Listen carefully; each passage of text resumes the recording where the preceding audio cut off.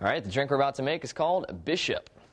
Go ahead and put some ice in your glass, and we're going to measure out some Burgundy wine.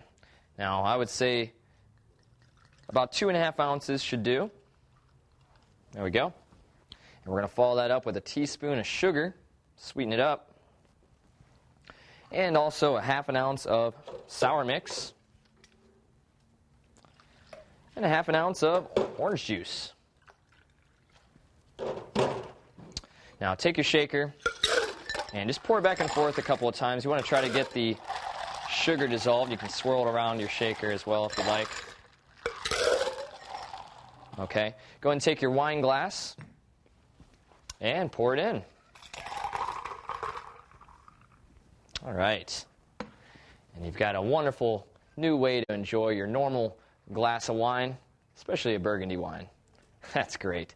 Bottoms up.